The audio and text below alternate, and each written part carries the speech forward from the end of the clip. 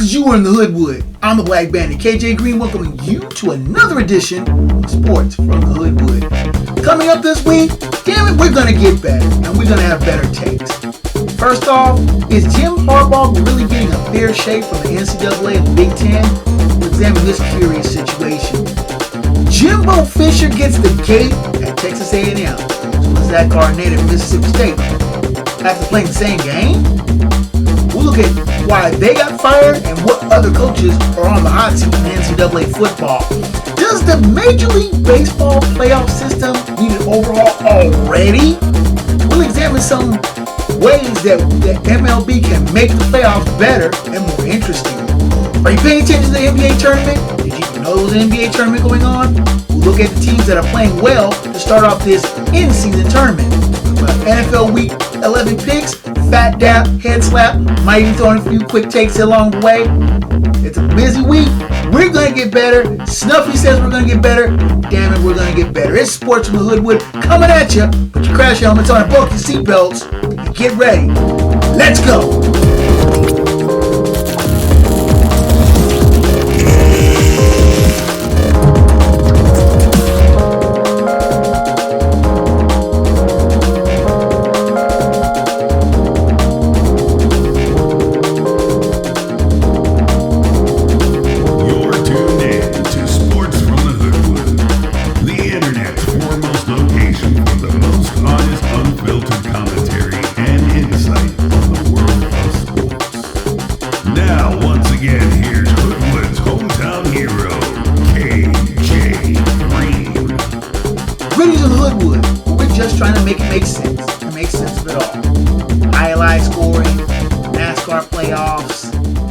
Things don't make sense to us in the Hoodwood, but we're trying to make sense of it all. I'm your man KJ Green, welcoming you back to the Hoodwood, and like I said at the top of the show, we're going to try our damnedest to make it a better show. I know last week was kind of ragged, poor production skills, a lot of things that were done on deadline and done poorly, and that's my fault, and I take full responsibility for that.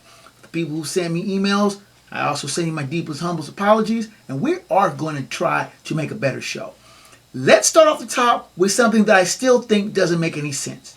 The Jim Harbaugh situation. The embattled coach of the Michigan Wolverines given another 3-game suspension this time by the Big Ten for what the allegations, nothing's been proven. Let's make sure we keep this on the 100, as kids like to say. Nothing has been concretely proven. There's been allegations. There have been accusations. There have been some suspicious activity, but no one can really pin things down. Did a Michigan assistant buy tickets to other Big Ten venues? Yes. Was this same person seen at these venues? Yes. Did he steal signs? Who knows? But Deion Sanders, the coach of Colorado, said, you can steal all signs all you want, but it's going to come down to the people who are executing the plays to stop it. And I don't see anyone really being able to stand up to Michigan. Michigan has one of the best teams in the country. They're 10-0 right now. And even without their coach on the sideline, they still went to Happy Valley and knocked off a good Penn State team. Now, I really know who's pretty much behind the accusation. I should say the accusations, but the calls for Michigan to be quote-unquote severely punished, and that's their longtime rival and antagonist to the South, the Ohio State University. It just seems to be that Ohio State would like nothing more than to see its primary and chief rival, not only in the conference, but in their division, shunted aside, put on the bench, put on some sort of probation, prohibited from playing in the Big Ten championship game. One less roadblock for the Ohio State University to get back to the playoffs and the title game. Remember last year, both Ohio State and Michigan both made the college playoff. Now with the fields expanding to 12 teams next year, this is going to be a little bit less of an issue, because you pretty much are going to reserve 2 or 3 spots for the Big Ten every year in the college football playoff. But this year is different. Only 4 teams get in. And the Ohio State University would like nothing better than to put its chief rival and antagonist, Michigan, on the sideline so it can breeze its way to the college football playoff. The winner of the Ohio State-Michigan game has the easiest path to the national playoff. Are we really worried about them facing whoever it is and coming out of the Big Ten West? Iowa, Minnesota, Nebraska? No. Whoever wins what I think is the real Big Ten championship game played in Ann Arbor on November 25th will be the team that will represent the Big Ten in the college football playoff. And you pretty much got your usual cast of suspects. The Big 12 has eliminated itself by hook or by crook. Oklahoma losing, Texas losing, they're not going to be in the Final Four playoff. But you got the Pac-12.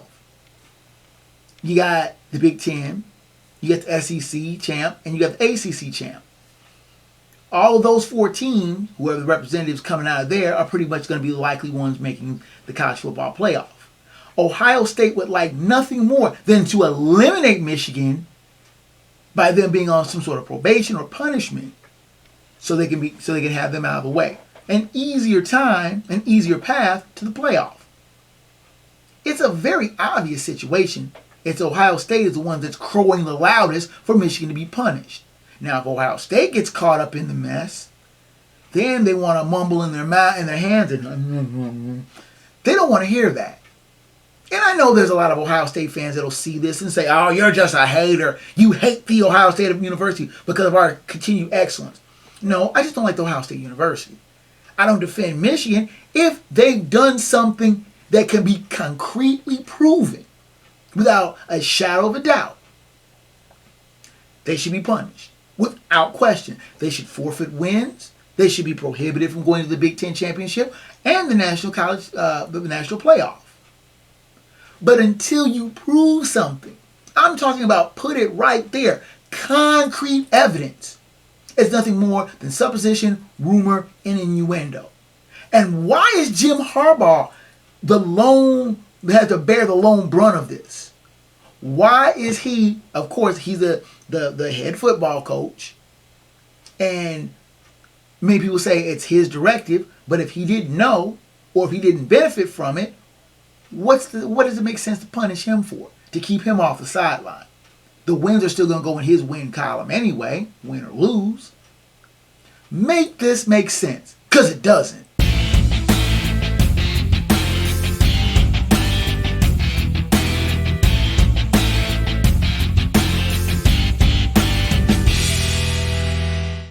$20K a day.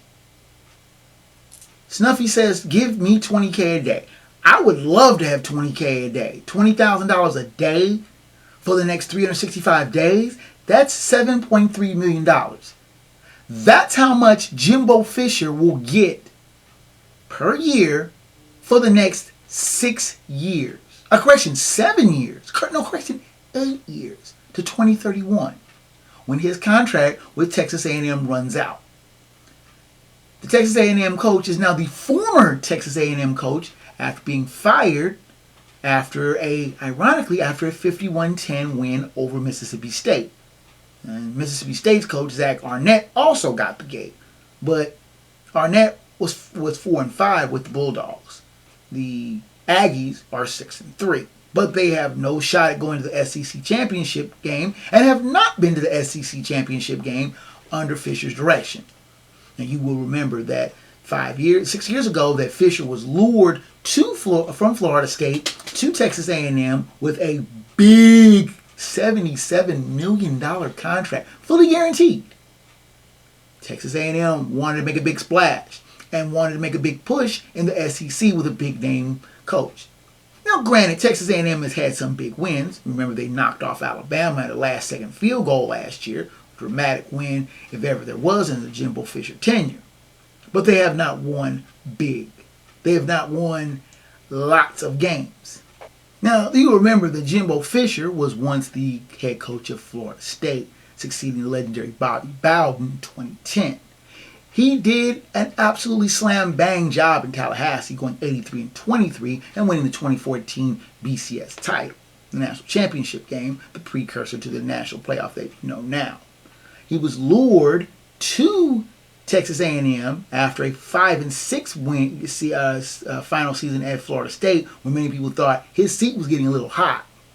He jumped to Texas A&M in 2018, and many people thought that national championship aspirations were in the clouds for the Aggies. The problem is that the Aggies never got to the SEC championship game, not even once, only finishing second in Fisher's first year in College Station.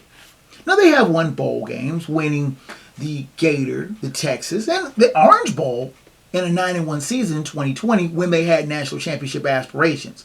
But they did not get to the SEC championship game in any of those 6 seasons in College Station. And the Aggies were 6-4 at the conclusion of their last week's win over Mississippi State. Texas A&M boosters said that they were running in place, staying in neutral.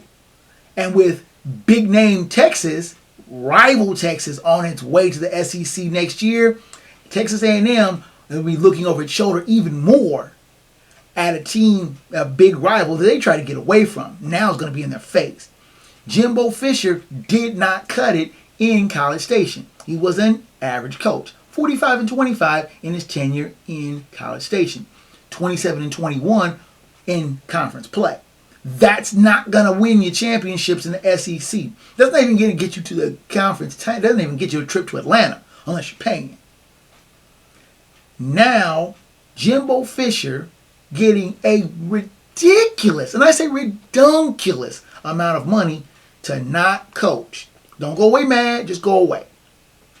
His contract bought out for $77.5 million. The largest payout in college football history. Snuffy gives you the details, $20K a day after the initial $19.2 million buyout or first payment. Texas A&M has to pay Fisher $7.2 million a year for the next 6 years. That's $20,000 a day to do nothing. Now, Fisher may very well land somewhere else. Love for him to coach at UC, but that's neither here nor there. He could land somewhere else and get a paycheck there. But the money that he is getting is guaranteed. Damn, I should have paid attention more when in football practice. Should have learned more about coaching. Because Jimbo Fisher is going to take that money to the bank. Now, there are some other coaches that are on the hot seat. Let's start with some of them, like in the Big 12, Dana Holgorsen, whose underachieving Houston Cougars took what they felt was an embarrassing 24-14 loss to my beloved Bearcats in Houston. And many people say that Holgorsen, after making the 21 AAC championship game, has really underachieved. And making the jump to the Big 12, he has not had his team ready. Phat Narduzzi of Pittsburgh, another team that has played poorly the whole season, they're 2-8. And they are 1-5 in the ACC. Martin Narduzzi, a Pitt Panther himself, may be on the hot seat himself because alumni are not very happy with his play as the Panthers have had. Another coach that is under the gun is Tom Allen of Indiana. His team, the Hoosiers, have constantly underachieved. And after Michael Penix Jr. transferred out of Indiana to Washington, those losses and those weaknesses became more apparent. That's another coach that's on the hot seat. Out west, you have Justin Wilcox of Cal. The Bears have played poorly this season and headed to the Pac-12. I mean, for a big part, headed to the... I messed that up. I edited that out. But headed in the wave of college realignment, this is not going to sit well. Not with the alumni, not with anybody. Another team that's not caught up in the realignment, kind of figure out where they're going, but Jake Dickert of Washington State. The Cougars have only 4-6, and if they lose the Apple Cup to Washington, Dickert probably will be out. And with Washington being a top 5 team, foreshadowing, that they may not stand a chance of beating the Huskies in Seattle. There's some teams that are going to be changing up coaches real soon. Could it be Maryland? Could it be Baylor? Dino Babber's in trouble in Syracuse. A lot of people that I know that are Orange fans are not happy with his coaching acumen. But like usual, there are a lot of coaches on the hot seat. Take time out. Come back and ask the question, does the Major League Baseball playoff system need an overhaul after just 1 year?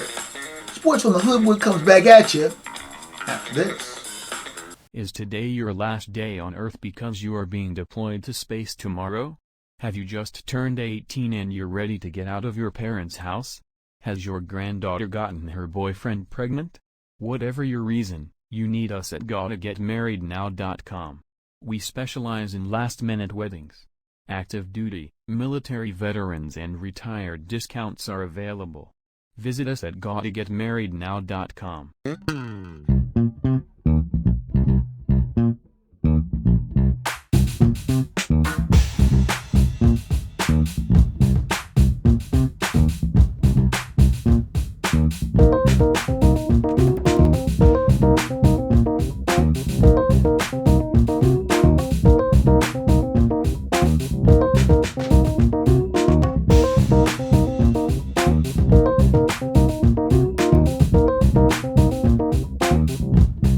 Tuned in to Sports from the Hoodwood, the internet's premier destination for no-nonsense commentary, thorough analysis, and logical insight on the world of sports. Now here's the man that Wikipedia and Google call for sports fact checks, your host, KJ Green. Back in the Hoodwood, and Snuffy's asking, is tweaking like what? Dog drives me nuts. The MLB playoffs, and captained with the World Series, the Texas Rangers winning their first ever World Series crown, drew a lot of critics. A lot of people said that the format was messed up, that 2 6 seeds should not have been in the World Series. The regular season between the 90-win Texas Rangers and the 84-win Arizona Diamondbacks. I almost said Texas Diamondbacks. The 90-win Texas Rangers and the 84-win Arizona Diamondbacks garnered some of the lowest ratings in MLB World Series history. 537 winning percentage between the two teams was the worst of any two World Series combatants ever. Lowest winning percentage ever. It was a decent series. The Rangers won in 5 games. They were clearly the superior team. But many people said that they weren't the best team in Major League Baseball. Now, the Los Angeles Dodgers failed again in the playoffs and has been notoriously bad in the postseason. And has been calls for a postseason shakeup to reward teams who have won the marathon as opposed to teams who just sprinted at the end. Me personally, I like the way the Major League Baseball playoffs are shaking out with the short 3-game series in the wild card round and the best of 5 divisional series. It's called the mini playoffs back in the day when only the division winners won and were granted access to the playoffs. People say there should be some exclusivity, that if you've won a number of games and win your division, you should have some sort of advantage. I, for one, say if you're that good, you should be able to win and survive a short series. Winning 2 of 3. If you're the best, one of the best teams in Major League Baseball, you get a first round bye through to the divisional round. Many people say the argument of rest versus rust apply. Me personally, I think if you're good enough to win 106 games. Yes, Los Angeles, I'm talking to you. If you're good enough to win 101 games like the Mets did last year and flamed out in the playoffs, that an extra day off should not throw off your timing. Not that much. 2 days off? I don't know. Start the Major League Baseball playoffs on a Monday. The regular season ends on a Sunday. Start them up the very next day. You may want to say a day for travel. Start them on a Tuesday. You always have that Monday off just in case if any kind of playoffs are needed. But I think tweaking the playoffs any further than the way it is not going to help. It's not going to help anything. It's not going to give anyone an advantage. Going back to 4 divisions where there are 2 in each league, so 4 total, is not really going to help. And many people say, well, you can't really crown a true champion. Are you really going to pay attention to a 9th place team in a division? Because if you consolidate, oh my goodness, there are 15 teams in each league. So that means 2 divisions, you're going to have a 7th and 8th place team. Do you really think people are going to come out to watch a 7th and 8th place team play? When you still have teams in the wild card hunt the last couple weeks of the season, you're drawing more interest. Play the game, leave the way the playoffs are as is. I like the playing for a bye and playing for the higher seed. The divisional winners should be rewarded with home games. If you're not winning a division, you should be forced to go on the road. The Texas Rangers were undefeated on the road. So what's a home field advantage gonna matter anyway? What it seems like is that the purists are wanting to reward the teams that win 100 some odd games because they're afraid that they're going to get tripped up by a hot team. If you're that good, you should be able to win.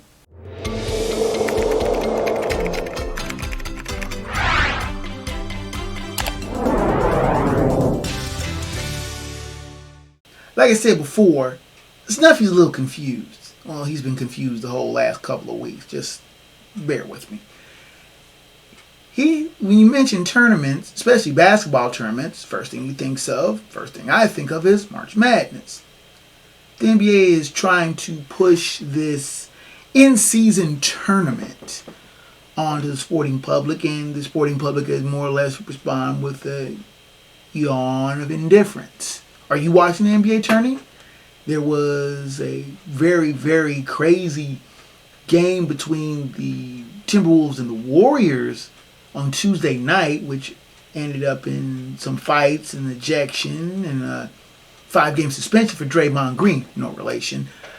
But it was part of the round-robin NBA in-season tournament, which will culminate early next month with the semifinals and finals in Vegas. Now, the regular season games, part of the round robin, count toward the regular season standings. And the round robins are separate from the regular season standings. I know it sounds really confusing, and to the general sporting public, this is very confusing. I mean, it's like, okay, win is a win, but a loss isn't really. Basically, somebody's going to just keep winning all the way through. And I'm thinking if a team rips off, say, a 10 or 12 game winning streak right now during this tournament, the games that count to a tournament, they're going to end up getting to the semifinals and finals, and maybe winning the whole shooting match. Next $500,000 per player on tap for the winning team. I think it's $200,000 for the team that finishes runner-up. But you're going to have a team get hot and suddenly be handed this trophy like, hey, you've won this tournament. Go to Vegas. Or you finish first in your division. Go to Vegas.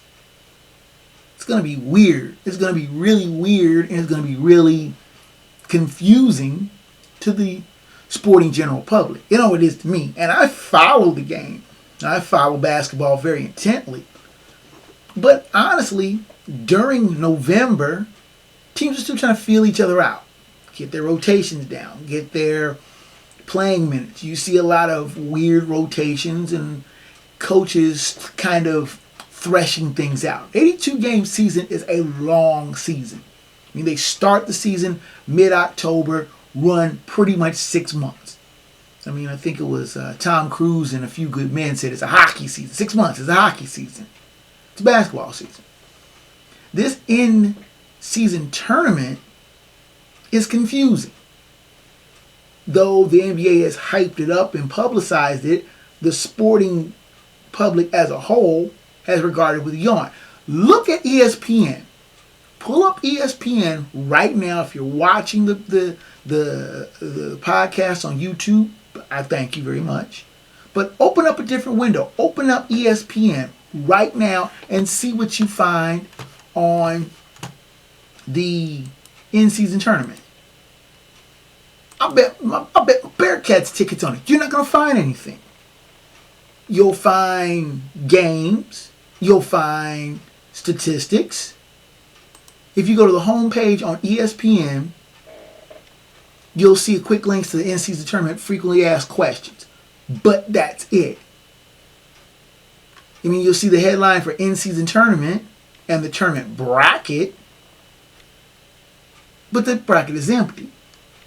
You don't see a lot of information about this tournament. What it's, who's in it, who's leading. You don't see any statistics. If you go to the standings, and it does have a standing for in-season tournament as well, but you got to look for it. There's no hype about it. People just they aren't figuring it out. They aren't really getting it. I mean, it's supposed to be a round robin that you're supposed to play your other 5 teams in your bracket and then advance on. 3 division winners and a wild card. And then they play a single game knockout tournament in December 4th through 9th. But those matchups are still to be determined. And these, at least the quarters and semis, count toward the regular season. All of the stats count toward the regular season. But it's confusing to a sportaholic like myself. If I'm confused, what do the regular sporting public think of it? Let me know your comments. Drop me a line. Tell me what you think. Are you following a team? Like my Minnesota Timberwolves are playing fairly well, have started out very well. And they've also started, as of this taping, 2-0 in the in-season tournament. Will it impact? Will it make a big deal? Will the team that wins the in-season tournament be the favorite for the NBA title? I doubt it. Because I think some team's going to get hot and streak toward to win this tournament. And that's going to be it. They'll get the extra paycheck and that'll be it. Will they raise a banner for it? It makes little or no sense. Let's take another time out. Come back with week 11 of the NFL picks after a couple of really solid weeks. I went, but still another winning week. We'll see if we can build on it and see what we can do. We've got a lot of good games this week. Sports from the Hoodwood rolls on after this. I'm actor Rajim Agros. Some of the studios would like to scan our images and only pay us for 1 day's worth of work and be able to use our likenesses, our voices, our mannerisms as computer-generated characters, not only in the movie that we might be filming in, but in all future films as well. That's not fair. And I thank the SAG board members that are fighting for my rights as an actor to work on a union film. So I just want to say, standing in complete solidarity with everyone. Thank you.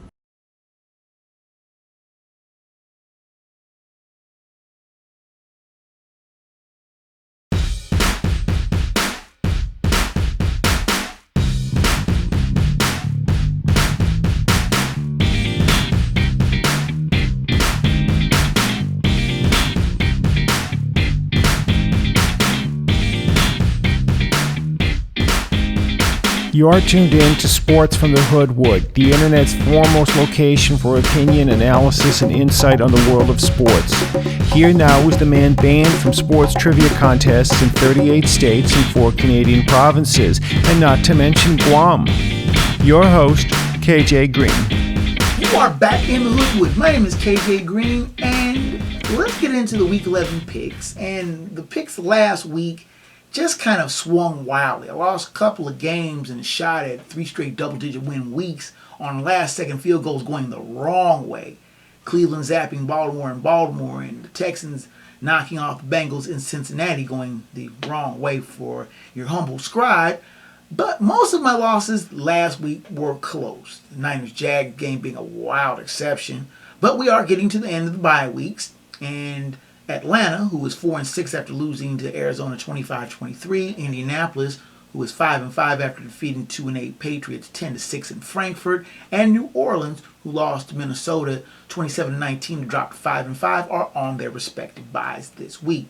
Submitted for your approval, perusal, and review are the NFL Week 11 picks, with the odds being brought to you by ESPN for comparison and entertainment purposes only. If you bet the lines and lose, I might feed you, send you off with a hot plate for Thanksgiving, but I'm not paying your bookie, so don't even ask.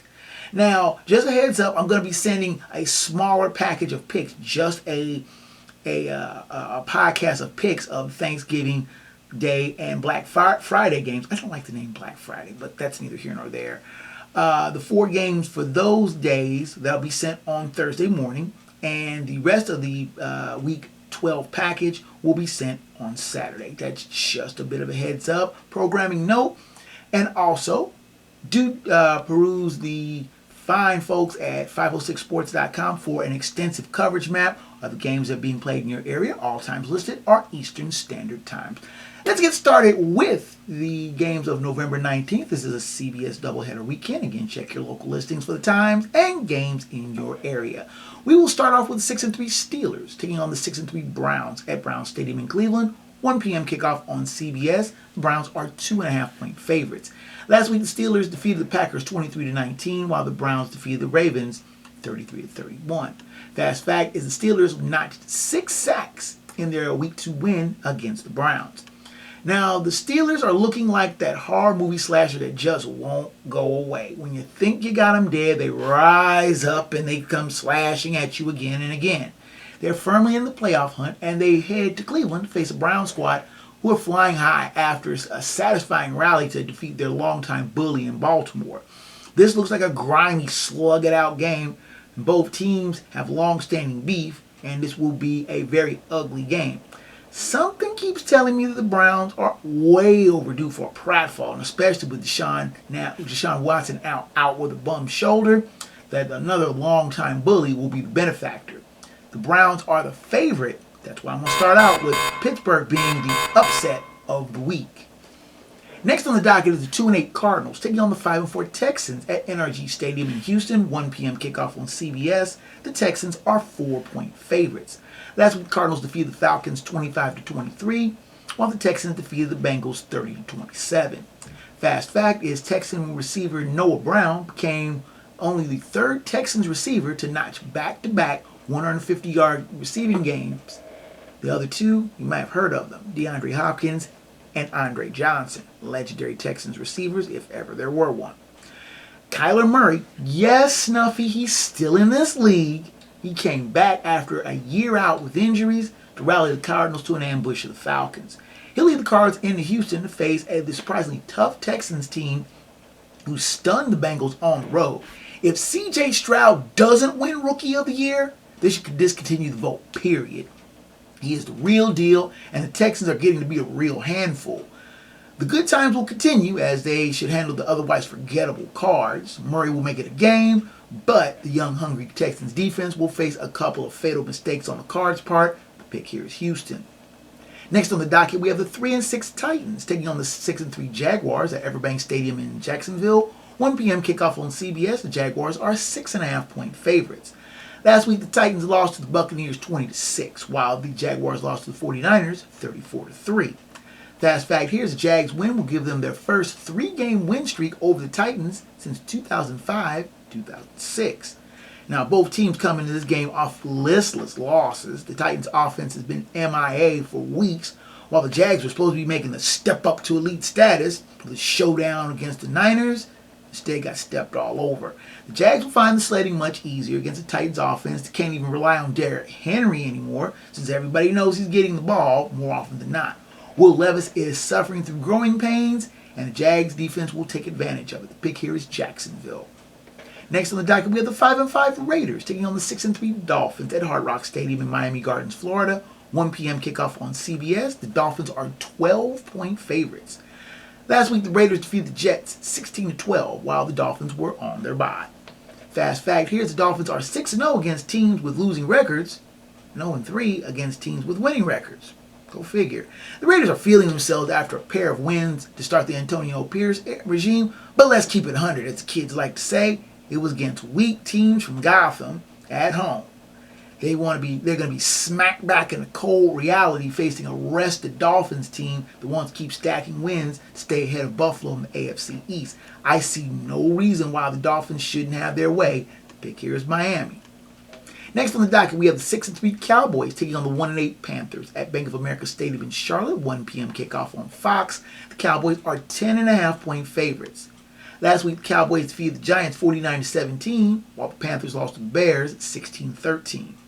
Fast fact, the Cowboys are 10-3 all-time against the Panthers in the regular season.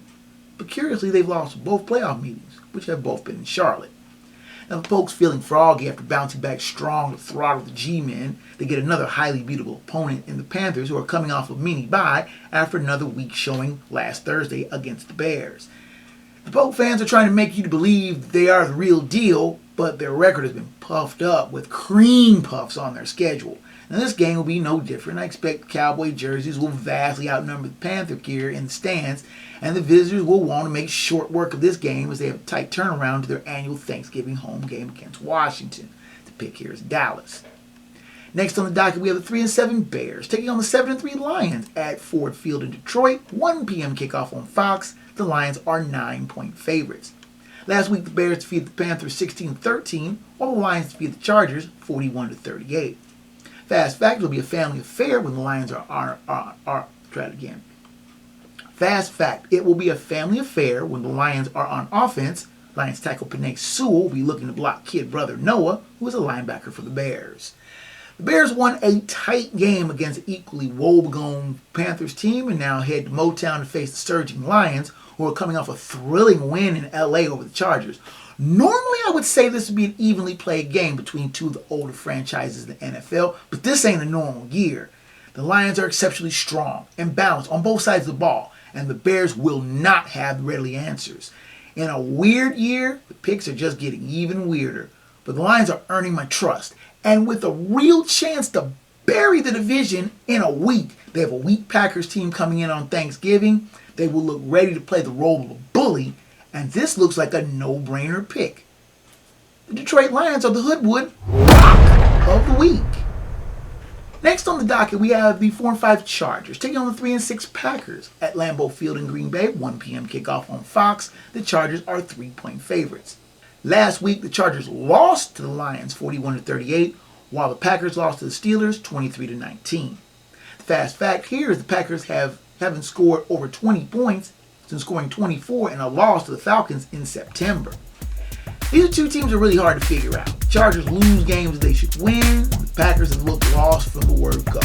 I trust Justin Herbert a lot more than I do George Love, and though the Chargers are not the best of teams, especially on the road, the so-called Lambeau mystique is long gone. The pick here is the Los Angeles Chargers. Let's take time out. Come back with the back half of the 1 o'clock games, as well as the late games and the primetime games. Sports from Hoodwood continues after this.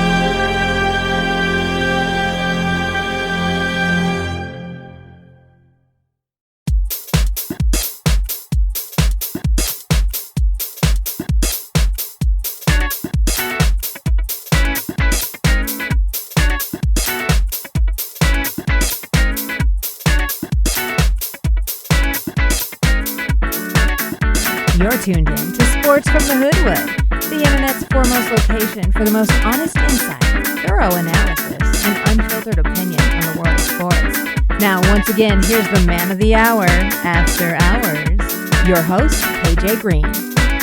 You are back in the Hoodwood. My name is KJ Green, and before I continue with the picks, let me give a quick shout out to one of our Hoodwood voiceover announcers, Erin Wild, who just recently became a grandmother, and her pictures of her little grandbaby are just adorable. Might post some here and there, maybe on the Hoodwood. But let's continue with NFL picks for Week 11. Next on the docket, we have the 2-8 Giants taking on the 4-6 Commanders at FedEx Field in Landover, Maryland. 1 o'clock kickoff on Fox. The Commanders are 9-point favorites. Last week, the Giants lost to the Cowboys 49-17, while the Commanders lost to the Seahawks 29-26. Fast fact here is the Giants have yet to score a first quarter touchdown. Now the G-Men got flat out housed in Dallas and stay on the road to the nation's capital to face the Commanders squad coming off a heartbreaking loss in Seattle. Simply put, the G-Men are a joke on offense. Their 118 points is dead last in the league. They have defenses on the field way too much, and while the Commanders are far from a juggernaut, they have the capability of beating weaker teams. Now watch this be a nail biter. The pick here is Washington.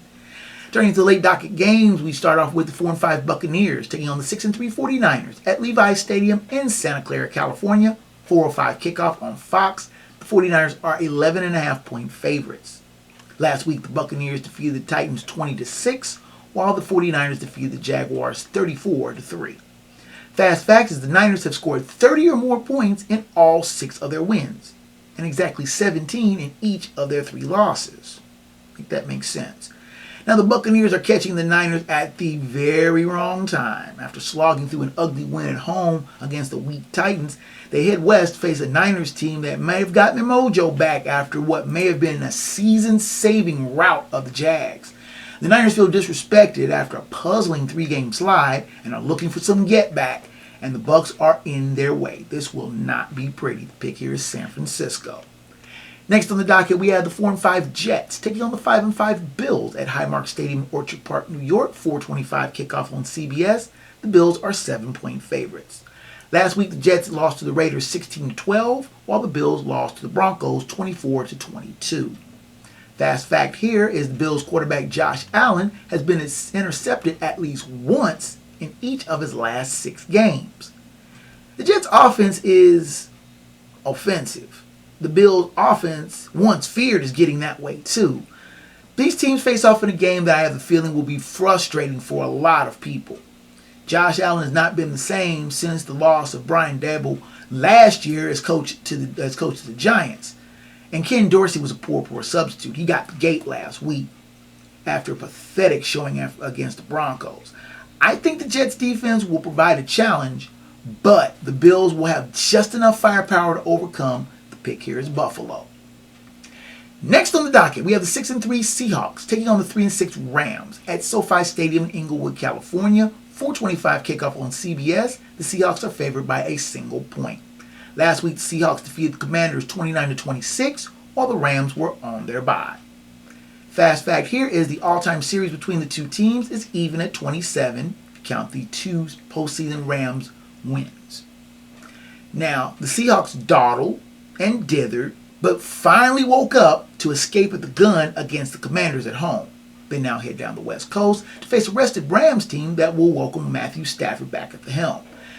I think this may be a tight game, and it wouldn't surprise me to see the Rams catch the Seahawks looking past them to a Thanksgiving Day night showdown with the 49ers and pull the upset. I think that the Seahawks will get revenge for their opening day egg that they laid against the Rams in Week 1, and will have just enough focus at hand to get the win. The pick here is Seattle. Sunday night game is the 6-4 Vikings taking on the 4-5 Broncos at Empower Field at Mile High in Denver. 8:20 kickoff on NBC. Broncos are 2.5-point favorites. Last week, the Vikings defeated the Saints 27-19, while the Broncos defeated the Bills 24-22. Fast fact is these two teams currently hold the longest winning streak in their respective conferences. The Broncos are tied with a number of teams at 3-game winning streak, while the Vikings' 5-game winning streak is the longest active in the NFL. 5 weeks ago, I was convinced that this game was going to get flexed. Both teams were 1-4 and were teams that the NFL just did not want on their coveted primetime hype stage of Sunday Night Football. But a funny thing happened, both predicated on losses to the Chiefs. The Vikings proceeded to rip off 5 wins in a row despite losing Kirk Cousins to a season-ending Achilles injury and have been buoyed by the play of young Josh Dobbs. Now, the Broncos played the Chiefs tough on a Thursday night game and then proceeded to rip off 3 wins of their own, including a stunning beatdown of those same Chiefs at home and a grinder win at Buffalo.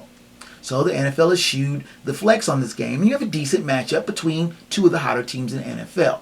Can the Dobbs magic keep going? The Vikings are a decent road team. They're 4-1 on the road, while the Broncos are not as fearsome in their mile-high fortress. I should know better, but I think that the scrappy Vikings are winning ugly, especially with their defense, and it suits them just fine that keeps going as they continue to write another improbable chapter. The pick here is Minnesota. The Monday night game is a doozy. You have the 8-1 Eagles taking on the 7-2 Chiefs at GEHA Field at Arrowhead Stadium in Kansas City. 8:15 kickoff on ABC and ESPN. The Chiefs are favored by 3 points. Last week, both teams were on their respective byes, and fast fact is this is only the second time that the previous year's Super Bowl has had a rematch the very next season on Monday Night Football. The Packers defeated the Patriots 28-10 in 1997, 10 months after beating them in Super Bowl 31. Now this is, like I said, a doozy, by far the game of the week. Both teams rested at the top of their respective conferences. This is a matchup of the first rank, believe me when I tell you that. Now the Chiefs' offense has looked a bit ragged, but the defense has played lights out strong. The Eagles are flat out the best team in the league, bar none. Their offense is humming behind Jalen Hurts, and their defense is spade tight. I'm looking for a tight game reminiscent of last year's title game, and I think that the Eagles force the Chiefs to be even more one-dimensional than usual and pull out a tight win. The pick here is Philadelphia. And there you have it. There'll be no Thursday quick pick, as I mentioned at the top of the segment. Thursday and Friday picks will be sent and broadcast to you on Thursday morning. Last week, I was 9-5 with the lock, upset, and Thursday pick correct. Overall, I'm 95-53, 9-1 on my locks, and 5-5 on the upset. I'm on a 4-game roll on upsets. Knock on wood. I'm hoping to keep going with that upset right at the top of the broadcast with the Steelers. Let's take a final timeout, come back with the Hoodwood Hot 5, Phat Dap, Head Slap, and the final word from the wood. Sports from the Hoodwood comes down the home stretch after this. Hi everyone, I'm KJ Green. If you're looking to reach a broad audience for your advertising dollar, look no further than where you are right now. You can advertise right here in the Hoodwood. If you need spots created as well, Black Banner Productions Enterprises can create commercial content that drives sales and gets results. You can send your inquiries to ads at blackbannerproductions.com. Black Banner Productions and Enterprises. Sounds, ideas, and images of the 21st century.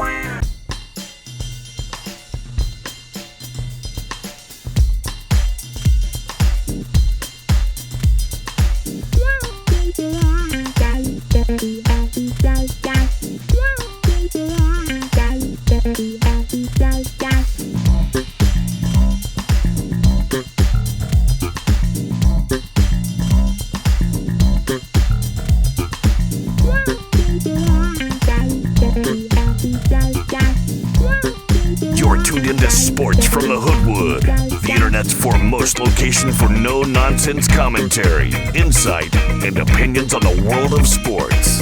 Here now live in living color, black by popular demand, your host, KJ Green.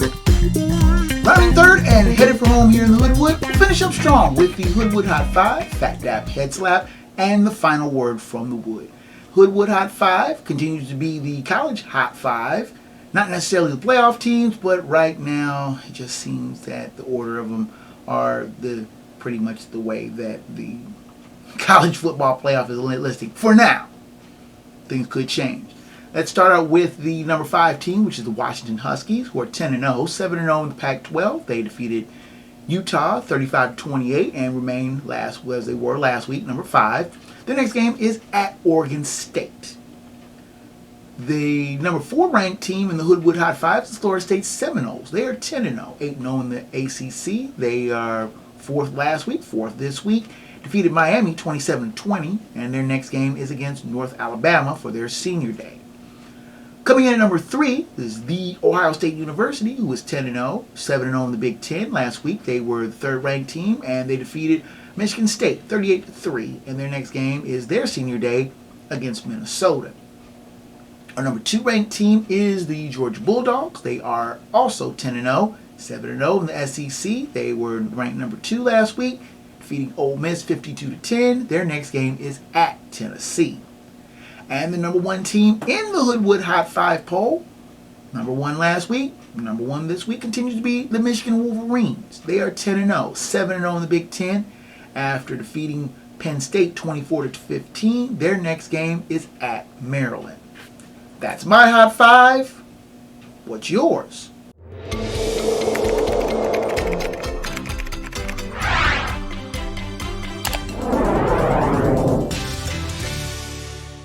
Let's move into the Phat Dap Head Slap of the Week. The Phat Dap of the Week goes to the Vikings' newly installed starting quarterback Josh Dobbs, who reached out to a Vikings fan who has alopecia. If you've never noticed that Josh Dobbs is also bald, also suffers from the skin condition, which basically makes a person pretty much hairless. But he reached out to this fan and sent him a care package full of memorabilia, including a signed jersey. You can bet your bottom dollar that that young fan will be a Josh Dobbs fan, if not a Vikings fan, for life. That simple, kind gesture. Phat Dap Josh Dobbs for a great, powerful move. Our head slap of the week goes to Andrei Rublev, who was so frustrated against his play against Carlo Alcaraz in the ATP Finals in Turin, Italy, that he repeatedly hit himself with the racket.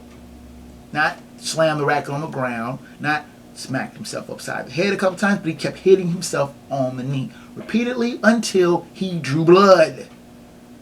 During his 7-5, 6-2 loss to the 2-time Grand Slam winner in the round-robin stage, Rublev, who has already been eliminated from moving on to the semifinals, was so frustrated he kept hitting himself. Why are you hitting yourself? Why are you hitting yourself? Why? Andrei Rublev, come on, man. You got to be better than that. And now, without much further ado, let's go to the final word from the wood.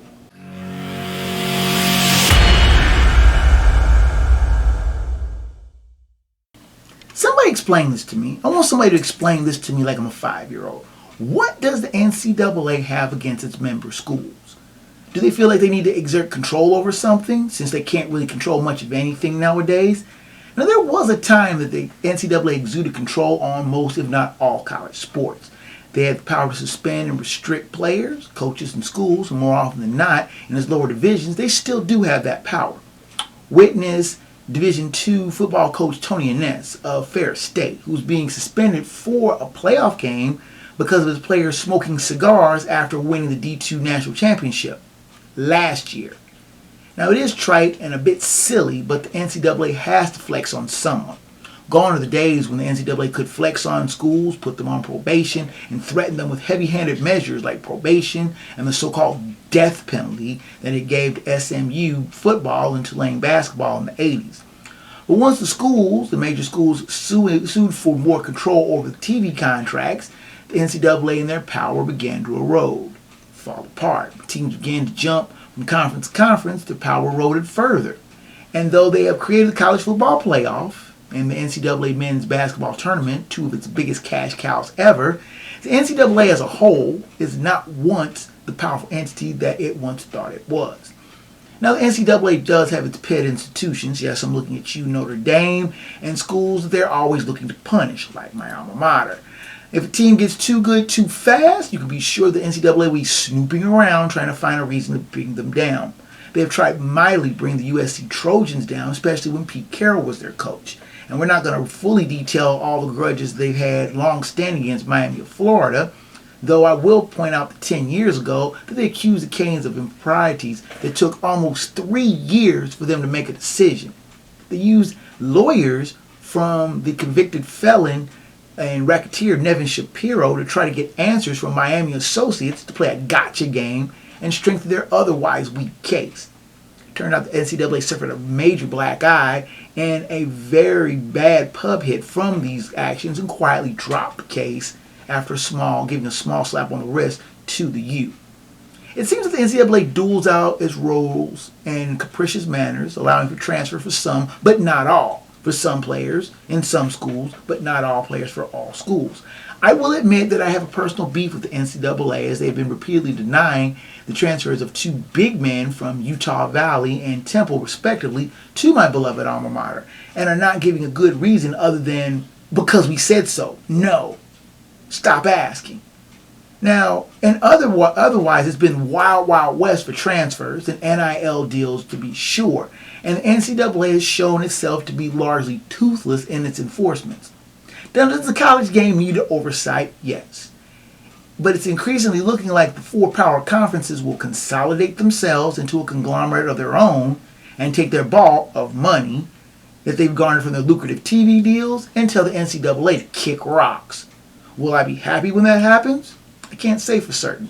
But it will be nice to see the NCAA put in its proverbial place. And that is the final word from the wood.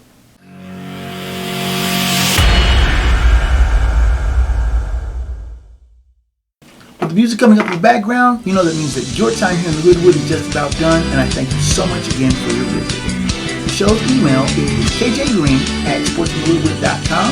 Please send me emails regarding show topics, both past and future, questions, comments, and both praise and criticism about the show. I welcome your comments and correspondence, and I will try to get back to you in a timely manner.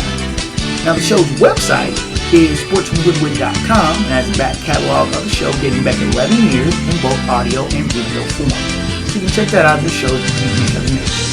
You can join the debate and conversation on the Sportsman Hoodwood page on Facebook that has video podcast simulcast as well as other topics.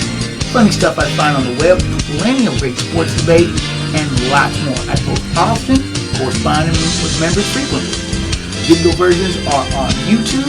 Please hit that subscribe button, smash that like button for more great content. The link to the podcast is also on the show's tribal feed, which is at Hoodwood Sports. It has a host of other interesting stuff I find there. You can correspond with the show, and I will correspond back. You can like and follow there as well. Now, the audio version is on Spotify, Amazon Music, Pandora, Google Podcasts, iTunes and Apple, and a host of other fine podcast platforms and providers. If the Hoodwood is not on your favorite, please ask for it. Drop me a line and I'll see what I can do to get it there. As always, special thanks to Rage Pictures for their continuing production, assistance, and website development for the show. And it's greatly appreciated. And that's it from the Hoodwood, ladies and gentlemen, boys and girls. Until next time, fellow sports fans, I'm KJ Green, 30. Sports from the Hoodwood is a Black Bandit Productions and Enterprises presentation of a 551 audio and films production.